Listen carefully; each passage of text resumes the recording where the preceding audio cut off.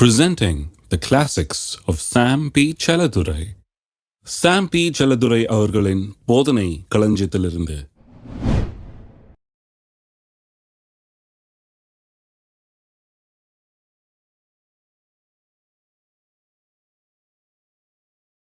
எபிரேயர் 4 அதிகாரம் 14 வசனம் முதல் வாசிக்கிறேன்.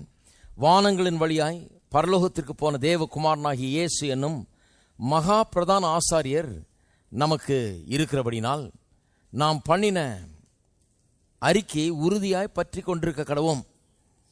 நம்முடைய பலவீனங்களை குறித்து பரிதபிக்கக்கூடாத பிரதான ஆசாரியர் நமக்கு இராமல் எல்லா விதத்திலும் நம்மை போல சோதிக்கப்பட்டும் பாவமில்லாதவராயிருக்கிற பிரதான ஆசாரியரே நமக்கு இருக்கிறார். ஆதலால் நாம் இரக்கத்தை பெறவும் ஏற்ற சமயத்தில் சகாயம் செய்யும் கிருபை அடையவும் தைரியமாய் கிருபாசன தண்டையிலே சேர கடவோம். சோதனையை பற்றி பேச ஆரம்பித்தேன், பாவத்தில் சோதிக்கப்படுறது குறித்து. ஏன்னா நிறைய கேள்விகள் எழும்புகிறது. பாவத்திலேருந்து விடுதலையாக்கப்பட்டிருக்கிறேன்னா அப்புறம் பாவம் ஏன் இன்னும் எனக்கு சோதனையாக இருக்குது, ஏன் அதில் இழுப்புண்டு போகிறேன் சில நேரத்தில், ஏன் அந்த பாவத்தில் விழுந்து போகிறேன் சில நேரத்தில், அதில் ஏன் போய் அதோட ஈடுபாடு ஆகிடுது, எனக்கு பாவத்திலேருந்து விடுதலையாக்கப்பட்டிருக்கிறோன்னு சொல்கிறீங்களே, அப்படி என்றால் ஏன் இந்த போராட்டம் என்று கேட்கிறார்கள். அதுக்காக தான் சில காரியங்களை சொல்லி கொண்டு வருகிறேன். அதனால தான் இந்த வசனங்களை வாசித்தேன். இந்த வசனம் முக்கியமாக என்ன நமக்கு சொல்லுகிறது, நமக்கு ஒரு பிரதான ஆசாரியர் இருக்கிறார், நமக்காக பரிந்து பேசுகிறவர், நமக்கு உதவி செய்யக்கூடியவர். அவர் எப்படிப்பட்டவர்? அவர் நம்முடைய பலவீனங்களை குறித்து பரிதபிக்கக்கூடியவராக இருக்கிறார். அது மட்டுமல்ல, நம்மை போல எல்லா விதத்திலும் சோதிக்கப்பட்டவர் அவர். அதனாலே நாம் இரக்கத்தை பெறவும் ஏற்ற சமயத்தில் சகாயம் செய்யும் கிருபையை அடையவும் தைரியமாக கிருபாசன தண்டையில் வந்து சேர கடவோம் என்று ஒரு அழைப்பை வேதவசனம் நமக்கு கொடுக்கிறது. தைரியமாக வரலாம். உதவி வேணுமா? சோதிக்கப்படுறீங்களா? எல்லா விதத்திலும் சோதிக்கப்பட்ட அவர் இருக்கிறார். அவர் நமக்காக உட்கார்ந்து கொண்டிருக்கிறார். அவர் பெரிய எக்ஸ்பர்ட். சோதிக்கப்பட்டும் பாவம் இல்லாதவராக இருக்கிறார். அவர்கிட்ட தான் கற்றுக்கணும். அவர் நமக்கு உதவி செய்கிறங்கிறாரு. ஆகவே ஏற்ற சமயத்தில் சகாயத்தை பெற நாம் எல்லாம் வரலாம். பாவத்தில் சோதிக்கப்படுகிறவர்களுக்கு அதில் வெற்றியை காண நமக்கு உதவுகிறதுக்காகவே இவர் இருக்கிறார் என்று இங்கே சொல்லப்பட்டிருக்கிறது. இதைதான் எடுத்து நான் போதித்து வருகிறேன். இதில் குறிப்பாக சில காரியங்களை நாம் கவனிக்க வேண்டியதாக இருக்குது. இந்த சோதனை, பாவம் இதெல்லாம் எப்படி வேலை செய்கிறது, எப்படி சோதனை உண்டாகிறது என்கிறதையெல்லாம் நாம் கவனிக்க வேண்டியதாக இருக்கிறது. சோதனை எப்படி உண்டாகிறது, சில உண்மைகளை உங்களுக்கு வெளிப்படுத்த விரும்புகிறேன். மத்தேயு 4 அதிகாரத்தில் ஒரு நிமிஷம் திருப்புங்க, ஒரு காரியத்தை சுட்டி காண்பிக்க போறேன். சோதனை எப்படி உண்டாகிறது, எப்படி பாவத்தினாலே ஒருவன் சோதிக்கப்படுகிறான். 4 அதிகாரம் 1 வசனத்தை பார்த்தீங்கன்னா சொல்லப்பட்டிருக்கிறது, அப்பொழுது இயேசு பிசாசினால் சோதிக்கப்படுகிறதற்கு ஆவியானவராலே வனாந்திரத்துக்கு கொண்டு போகப்பட்டார். ஆவியானவர் கொண்டு போறார் வனாந்திரத்துக்கு. ஆனால் சோதிக்கிறது யாரு? பிசாசானவன். நல்ல கவனம் வச்சுங்க, கடவுள் சோதிக்கிறவர் அல்ல, பிசாஸ் தான் சோதிக்கிறான். சோதிக்கிறவன் என்று ஒருத்தன் இருக்கிறான், டெம்ப்டர்னு ஒருத்தன் இருக்கிறான் என்கிறதை உங்களுக்கு நினைவுபடுத்த விரும்புகிறேன். இவன் வேலையை சோதிக்கிறது தான் இவனுடைய வேலை. திருப்பவும் 1 தெசலோனிக்கேயர் 3 அதிகாரத்திலே அப்படியே சொல்லியிருக்குது. அவனை பற்றி அப்படியே அங்கே வர்ணனை இருக்கிறது. 1 தெசலோனிக்கேயர் 3 அதிகாரம் 5 வசனம், ஆகையால் நான் இனி பொறுத்திருக்க கூடாமல் எங்கள் வேலை வீணாய் போகத்தக்கதாக சோதனைக்காரன் உங்களை சோதனைக்கு உட்படுத்தினதுண்டோ என்று உங்கள் விசுவாசத்தை அறியும்படிக்கு அவனை அனுப்பினேன். சொல்றாரு, சோதனைக்காரன் உங்களை சோதனைக்கு உட்படுத்தினதுண்டோ என்று அறிந்து கொள்ளும்படியாக. அப்ப சோதனைக்காரன் என்று ஒருவன் இருக்கிறான். பிசாசு அந்த சோதனைக்காரனாக இருக்கிறான். அவன் நேரடியாக வந்து 2 கோம்பையும் ஒரு வாளையும் வச்சுக்கிட்டு வந்து நின்று நம்ம சோதிக்கிறது கிடையாது. அநேக நேரத்தில் ஆட்களை உபயோகப்படுத்துகிறான், மற்றவர்களை உபயோகப்படுத்துகிறான், மற்ற சூழ்நிலைகளை பயன்படுத்தி கொள்ளுகிறான். இப்படிதான் சோதிக்கிறான் அவன். அதனால தான் வேத வசனத்தில் வாசிக்கிறோம். மத்தேயு 19 அதிகாரம் 3 வசனத்தில் இப்படி சொல்லப்பட்டிருக்கிறது, பரிசேயர் அவரை சோதிக்கும்படியாக வந்தார்கள் என்று. அதே மத்தேயு 22:18 சொல்லப்பட்டிருக்கிறது, நீங்கள் ஏன் இப்படி என்னை சோதிக்கிறீர்கள் என்று அவர்களை பார்த்து கேட்கிறார். மாயக்காரரே, பரிசேயரை பார்த்து கேட்கிறார், ஏன் இப்படி என்னை சோதிக்கிறீங்க அப்படின்னு. அப்போ ஆட்கள் சோதிக்கிறாங்க வந்து இவரை. ஆட்களை பயன்படுத்துகிறான் பிசாசானவன். அப்ப சோதிக்கிறவன் என்று ஒருவன் இருக்கிறான். அவன் சோதிக்கிறான், ஆட்களையும் சூழ்நிலைகளையும் பயன்படுத்துகிறான். ஆனால் இன்னொரு மாபெரும் உண்மையை வேதவசனம் போதிக்கிறது, இந்த சோதனை, பாவம் இதெல்லாம் குறித்து. அது என்னன்னா, இந்த பாவம்னு இருக்கு பாருங்க, இந்த பாவத்தில் ஒரு வஞ்சனை என்று ஒரு காரியம் இருக்கிறது. திருப்பவும் எபிரேயர் 3 அதிகாரம் 12 வசனம் 13 வசனம், சகோதரரே, ஜீவனுள்ள தேவனை விட்டு விலகுவதற்கு ஏதுவான அவிசுவாசம் உள்ள பொல்லாத இருதயம் உங்களில் ஒருவனுக்குள்ளும் இராதபடிக்கு நீங்கள் எச்சரிக்கையாக இருங்கள். பொல்லாத இருதயம்னா ஈவில் ஹார்ட், அதுவே ஒரு பாவம். இந்த பொல்லாத இருதயம் இருந்ததுனால தான் அவங்க போய் சேர முடியல பாலந்தேன் ஓடுற தேசத்துக்கு. இந்த பொல்லாத இருதயம் உங்களுக்குள் இராதபடிக்கு எச்சரிக்கையாய் இருங்கள். இப்போ பாருங்க, உங்களில் ஒருவனாகிலும் பாவத்தின் வஞ்சனையினாலே கடினப்பட்டு போகாதபடிக்கு இன்று எனப்படும் அளவும் நாடோறும் ஒருவருக்கொருவர் புத்தி சொல்லுங்கள். பாருங்க எப்படி சொல்லியிருக்காருன்னு, பாவத்தின் வஞ்சனையினாலே கடினப்பட்டு போகாதபடிக்கு ஒருவருக்கொருவர் புத்தி சொல்லுங்கள், ஒருவருக்கொருவர் கொஞ்சம் போதிச்சு ஹெல்ப் பண்ணுங்கன்றார். நாம் எல்லாருமே இந்த பாவத்தில் வெற்றியோடு ஒவ்வொரு நாளும் வாழ வேண்டும் என்றால் பாவத்திலிருந்து விடுதலையாக்கப்பட்டிருக்கிறோம் பாருங்க. ஆனால் பாவம் எப்போதுமே சோதிச்சு கொண்டிருக்கிறது. பாவத்தை கொண்டு பிசாசானவன் சோதிக்கிறவன் ஒருத்தன் இருக்கிறான். இந்த சோதனையின் மத்தியிலே நாம் விடுதலையாக்கப்பட்டிருக்கிற நாம், பாவம் மன்னிக்கப்பட்டு தேவனுடைய பிள்ளையாய் மாறி இருக்கிற நாம் வெற்றியோடு வாழ வேண்டும் என்று சொன்னால் நமக்கு போதனை தேவையா இருக்குது, ஒருத்தருக்கு ஒருத்தர் போதிக்க வேண்டியது அவசியமா இருக்குது. ஏனென்றால் இந்த பாவத்துக்குள்ள ஒரு பெரிய வஞ்சனை, ஒரு ஏமாற்று வேலை, ஒரு பொய் பித்தலாட்டம் அடங்கி இருக்கிறது. அதாவது பாவத்தின் வஞ்சனையினாலே, எல்லாம் சொல்லுங்க, பாவத்தின் வஞ்சனையினாலே. அப்ப இந்த பாவத்தில் இருக்கிற வஞ்சனை என்று சொன்னால் என்ன? பாவத்தில் இருக்கிற வஞ்சனை என்று சொன்னால் இதெல்லாம் போதிக்க போறேன் இன்னைக்கு. பாருங்க, என்ன அப்படிப்பட்ட ஒரு பொய் பித்தலாட்டம் அந்த பாவத்துக்குள்ள இருக்குது. இந்த பாவத்துக்குள்ள அப்படிப்பட்ட ஒரு வஞ்சனை, ஒரு ஏமாத்து வேலை உள்ள இருக்குதான். அதனால ஒருத்தருக்கு ஒருத்தர் போதிச்சு கரெக்டா இருங்கன்றாரு. ஏன்னா அந்த வஞ்சனையில் ஆகப்பட்டா பாவம் செய்ய வேண்டியதாகி போயிடுது. அதனால அதை குறித்து எச்சரிக்கிறார். இந்த பாவத்தின் வஞ்சனை என்றால் என்ன? அது என்ன? அது வஞ்சனை என்ன? வஞ்சனைன்னு சொன்னா வேதம் சொல்லுகிறது, ரோமர் 6:23 சொல்லப்பட்டிருக்கிறது, பாவத்தின் சம்பளம் மரணம்.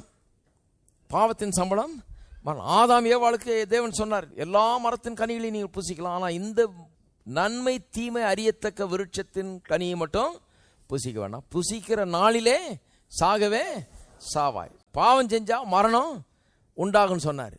வேற இடத்துல சொல்லப்பட்டிருக்கிறது, பாவம் செய்கிற ஆத்மா சாகவே சாகும். இது வேத வசனத்தின் ஒரு பிரமாணம். பாருங்க, இது ஒரு லா. பாவம் மரணம் என்கிறது ஒரு பிரமாணம். ரோமர் 8:2 அப்படியே சொல்லுது பாருங்க. பாவம் மரணம் என்கிற பிரமாணத்திலிருந்து நம்ம விடுதலையாக்கி இருக்கிறாராம். எப்படி விடுதலையாக்கி இருக்கிறாரு? கிறிஸ்து இயேசுவின் மூலமாய் உண்டாயிருக்கிற ஜீவனின் ஆவி என்கிற பிரமாணத்தை கொண்டு பாவம் மரணம் என்கிற பிரமாணத்திலிருந்து நம்ம விடுதலையாக்கி இருக்கிறார். பாவம் மரணம் என்கிறது ஒரு லா மாதிரி வேலை செய்து பாருங்க, ஒரு சட்டம் மாதிரி. அது பாவம்னு வந்தா மரணம்னு கண்டிப்பா வரும். மரணம் இல்லாமல் பாவம் செய்ய முடியாது. வஞ்சனை என்ன? இந்த பாவத்தில் இருக்கிற வஞ்சனை என்னன்னா, பாவம் ஒரு பித்தலாட்டத்தை பண்ணுது. அது என்னன்னா, செய்ய பரவாயில்ல ஒன்றும் ஆகாது அப்படிங்குது. இதுதான் வஞ்சனை. இதனாலதான் நிறைய பேர் செய்யறாங்க. நான் இன்னைக்கு சில காரியங்களை சொல்ல போறேன். இதை தெரிந்து கொண்டீர்கள்னா பாவம் செய்யவே மாட்டீங்க, செய்ய ஓடவே ஓடாது. ஒன்றும் இல்லை, இன்னைக்கு நான் சொல்ல போற காரியத்தை பாவம் செய்ய சோதனை ரொம்ப அதிகமா இருக்கு பிரதர், ரொம்ப கஷ்டமா இருக்குது, உளுந்துருவணும்னு இருக்குல்ல, ஒன்றும் இல்லை. இன்னைக்கு பிரசங்கத்தை ஒரு தடவை போட்டீங்கன்னா பாவம் செய்யவே மாட்டீங்க. இன்னைக்கு சொல்ல போற காரியங்களை போட்டா பாவம் வரவே வராது. நிறைய பேர் சொல்லுவாங்க, சீக்கிரம் சொல்லுங்க பிரதர், அதான் சொல்ல போறேன். இப்போ வரவே வராது. ஆனா ஏன் பாவம் செய்யறாங்க ஜனங்க? ஏன் பாவம் செய்யறாங்கன்னா, இந்த வஞ்சனை அவங்களுக்கு தெரியாது. வஞ்சனால, பாவத்தின் வஞ்சனைனால என்னன்னு தெரியாது அவங்களுக்கு, புரியல என்னன்னு. இந்த வஞ்சனை என்ன? செய்ய பரவாயில்ல ஒன்னும் ஆகாது. ஆதாம் செஞ்சா என்ன ஆயிடுச்சு? செத்தா போனான், அன்னைக்கே சாவானாரு, செத்தான அவன் அன்னைக்கே உளுந்து சாகலைங்க. ஆனா எல்லா விதமான சாவும் அங்கே உட்கார்ந்துருச்சாங்க. ஆவியில், ஆத்மால, சரீரத்தில், குடும்பத்தில், எல்லா பொருளாதாரத்தில், எல்லாத்திலையும் மரணம், எல்லாத்திலையும் தீமை அன்னைக்கு உட்கார்ந்துருச்சு அவன் வாழ்க்கையில. அவன் அன்னிலிருந்து மாடா உழைச்சி ஓடா தேஞ்சி நெத்தி வேர்வை செஞ்சு தான் சாப்பிட வேண்டியதா போச்சு. பிரசவ வேதனையில வேதனையோ வேதனை. கணவன் மனைவியின் இடத்துல டென்ஷன்னா அப்படிப்பட்ட ஒரு டென்ஷன். ஏன்னா இவள் அவனை விரும்புகிறாள், அவன் இவளை ஆண்டு கொள்கிறான், தலைமையில ஏறி மிதிக்கிறான். அப்படி ஆகிப்படிச்சு திருமண உறவுகள். இதுதான் பாருங்க, 3ஆம் அதிகாரத்திலே இதெல்லாம் இருக்குது. மனு வர்க்கத்தின் அத்தனை பிரச்சனைகளும் அன்னைக்கு ஆரம்பிச்சிருச்சு. மரணம் அன்னைக்கே வந்துருச்சுங்க. உளுந்து சாகல, உளுந்து செத்தாதான் அன்னைக்கு முடிச்சிடலாமே பேசாம கதையை. அது எவ்வளவு மேலு. உளுந்து சாகல, படாத பாடு படுத்தி கடத்தில தான் சாகடிக்குது இந்த பாவம். அதைத்தான் வேத வசனம் அப்படி சொல்லி இருக்குது. சாக அடிச்சு அடிச்சு அடிச்சு ஒவ்வொரு நாளும் சாக அடிச்சு, ஆவியிலையும் ஆத்மாவிலையும் சரீரத்திலையும் சாக அடிச்சு, அப்புறம் கடைசியா மனுஷனையே ஒன்றும் இல்லாம ஆக்குது, நித்திய நரகத்துக்கு அவன் அனுப்பி விடுகிறது. இதுதான் இந்த பாவத்தினுடைய தன்மை. ஆனா அந்த வஞ்சனை என்ன? ஆதாம் ஏவாளுக்கு சொல்லியிருந்தார், சாப்பிடாத, சாப்பிட்றதுனால சாகவே சாவாயின்னு. பிசாசு வந்தவொடனே என்ன சொல்றான்? சாக மாட்டாய், கடவுளை போல நீ மாறிடுவாய். அதான் வஞ்சனை. சாவன்னு சொல்லியிருக்கா, நீ சாக மாட்டாய். எப்படிப்பட்ட பொய் பாருங்க. இந்த பாவம் இந்த பொய்யில தான் அடங்கி இருக்குது. இந்த வஞ்சனையின் நிமித்தமாக தான் நிறைய பேர் பாவம் செய்யறாங்க. ஏன் தைரியமா செய்யறாங்க? ஏன் ஆசையா ஓடி போய் செய்யறாங்கன்னா ஒன்றும் ஆகாது. இதுல வரவெல்லாம் என்ன சொல்றாங்க? பாரு, எல்லாரும் செஞ்சாங்க, என்ன ஆச்சு? ஒன்றும் ஆகல. Everybody does it. எல்லாரும் தானே செய்யறாங்க, நீ மட்டுமா செய்யற? பெரியவங்களும் செய்யறாங்க, சிறியவங்களும் செய்யறாங்க, ஏழையும் செய்யறான், பணக்காரனும் செய்யறான், ஆண்களும் செய்யறாங்க, பெண்களும் செய்யறாங்க. பாவம் செய்யாத யாராவது உண்டா? என்னென்ன நியாயம் பேசுவாங்கன்றீங்க? செஞ்செல்லாம் என்ன ஆச்சு? ஒன்றும் ஆகல. பயப்படாத, யாருக்கும் தெரியாது, செஞ்சிடலாம், யாருக்குமே தெரியாது. இதுதான் அந்த பாவத்தின் வஞ்சனை. யாருக்கும் தெரியாது, ஒன்றும் ஆகாது, ஒன்றும் கெட்டு போகாது, ஒன்றும் சீரழிஞ்சிடாது, எல்லாம் பத்திரமா இருக்கும். நீ பாட்டுக்கு பாவம் செஞ்சுக்கிட்டே சீக்கிரட்டா அப்படி வாழ்ந்துட்டு இருக்கலாம். Everything will be okay. அதுதான் இந்த பாவத்தினுடைய வஞ்சனை. ஆனா ரிசல்ட், உண்மையா ரிசல்ட் பார்த்தீங்கன்னா, பாவம்னு வந்துட்டா மரணம் பின்தொடரும். அதிலிருந்து ஒரு மனுஷனும் எந்த காரணத்தை கொண்டு தப்பவே முடியாது. இந்த பாவம் மரணம்ன்ற மேட்சை பிரிக்கவே முடியாது. பாவம்னு வந்தா மரணம் வரும். மரணம் வராத விதத்திலே பாவம் செய்ய முடியாது. கேடு சீரழிவு உண்டாகாத விதத்திலே பாவம் செய்யவே முடியாது என்று நான் உங்களுக்கு இன்றைக்கு எடுத்து காண்பிக்க போகிறேன். நீங்க பாருங்க, இந்த உலகத்தில் இருக்கிற அத்தனை தீமைகளுக்கும் காரணம் என்ன? பாவம் தான். ஆனா வஞ்சனை என்ன? பிசாசு சொல்லி வச்சிருக்காங்க ஜனங்களுக்கு, இந்த பாவன்ற வார்த்தையை யூஸ் பண்ணக்கூடாது. இதெல்லாம் காட்டு மிராண்டிகள் அந்த காலத்தில் படிப்பறிவு இல்லாதவங்க யூஸ் பண்ணது. பாவம்னா என்ன? பாவம் ஒன்றும் கிடையாது, அப்படிலாம் ஒன்றும் கிடையாதாக்கும். இதெல்லாம் இந்த மத போதகர்கள் உண்டாக்குனதாக்கும். மத போதகர்களை விடுங்க. அப்புறம் எப்படிங்க உங்கள் பக்கத்து வீட்டுக்காரன் அடுத்த வீட்டுக்காரனை பார்த்து அவன் மகா பெரிய பாவிலையும் பாவிங்கன்னு சொல்கிறான்? எப்படி சொன்னான்? அவன் பைபிளை படிச்சிருந்தான். அவன் என்ன மத போதகர் பிரசங்கத்தையாக கேட்டு வந்தான்? கிடையாது. அவன் எந்த மதத்திலும் கிடையாது. அவன் சொல்கிறான் பாவிலையும் கொடூர பாவிங்க அவன்றான். ஏன்னா அவன் ஏதோ கொலை செஞ்சிருக்கிறான், திருடி இருக்கிறான், அழிச்சிருக்கிறான், என்னமோ அக்கிரமம் பண்ணியிருக்கான். அவனை பாவிலையும் எப்படி அவனை இவன் பாவின்னு சொல்கிறான்? அப்படின்னா இவனுக்கு பாவம்னு ஒன்று இருக்குதுன்னு தெரியும், அதனால தான் அவன் பாவின்னு சொல்கிறான் அவனை. அப்ப இந்த பாவத்தை குறித்த அறிவு ஒவ்வொரு மனுஷனுக்குள்ளே இருக்குது பாருங்க. இந்த மூடி மறைக்க பார்க்கிறோம். நம்ம இந்த வார்த்தையை ஒழிச்சுட்டா நம்ம உலகத்தை நாகரிகமான உலகமா மாத்திரலாம்னு நினைக்கிறோம். ஆனால் இந்த வார்த்தையை ஒழிச்சிட்டு இதை மூடி மறைச்சா வாழ்வடைய முடியாது என்று வேதம் சொல்லுது. தன் பாவங்களை மறைக்கிறவன் வாழ்வடைய மாட்டான். அறிக்கை செய்து விட்டு விடுகிறவன், நான் பாவி, நான் பாவம் செஞ்சிட்டேன், ஆண்டவரே எனக்கு மன்னியும் சொல்லி அறிக்கையிட்டு விட்டு விடுகிறவனோ இரக்கம் பெறுவான். தான் வேத வசனத்தின் சத்தியம். அதனாலதான் இந்த உலகம் இன்றைக்கு அப்படி இருக்குது பாருங்க.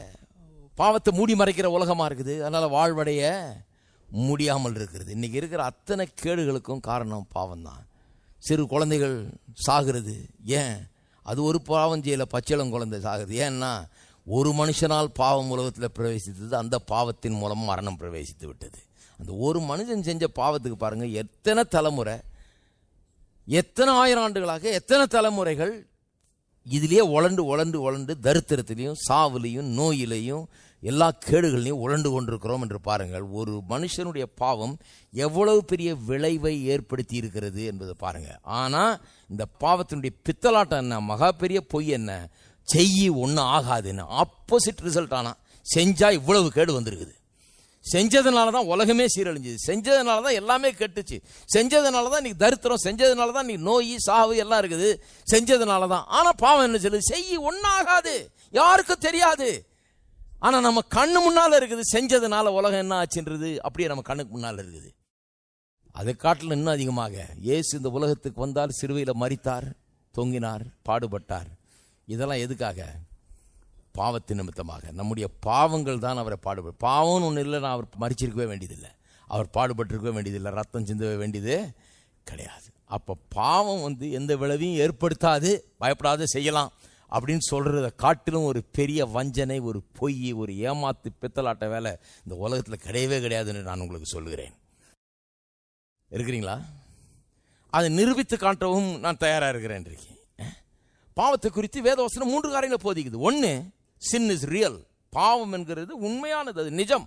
எந்த மதத்திலையும் சம்பந்தம் இல்லாதவனே சொல்றான், ஐயோ அது பாவங்க, அது செய்யக்கூடாதுங்க, அது பாவம் அப்படிமா. எப்படி தெரியும் அவனுக்கு? Is a moral being. அவன் ஒரு சன்மார்க்க அறிவுடையவனாக உண்டாக்கப்பட்டிருக்கிறான். இந்த பரிசுத்த தேவன் பரிசுத்தமாக வாழும்படி அவனை உண்டாக்குனார். அதனால தான் அவனுக்கு சொல்ல முடியுது, இது சரி, இது தப்பு, இது ரைட்டு, இது ராங் அப்படின்னு சொல்ல முடிகிறது. பாருங்க, இதுக்கு ஒன்றும் இப்போ சர்ச்சுக்கு போக வேண்டியதில்லை, பைபிள் படிக்க வேண்டியதில்லை, எந்த மதத்துலையும் சேர வேண்டியதில்லை, ஒன்றும் தெரிய வேண்டியதில்லை. ஆனால் பாவம் ஒன்று இருக்குதுன்னு சாதாரண மனுஷனுக்கு கூட தெரியும். இது இல்லைன்றது தான் போய் படிக்க வேண்டியதாக இருக்குது எங்கேயாவது போய்.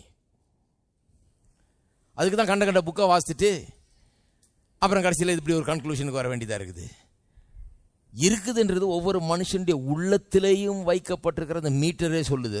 கான்ஷியன்ஸ் என்கிற மீட்டர், அந்த மனசாட்சி என்கிற அந்த கருவியே மனுஷனுக்கு சொல்லுகிறது பாவம் என்று ஒன்று இருக்கு. நான் தப்பு செஞ்ச உடனே தூக்கம் வர மாட்டேங்குது. ஏன்?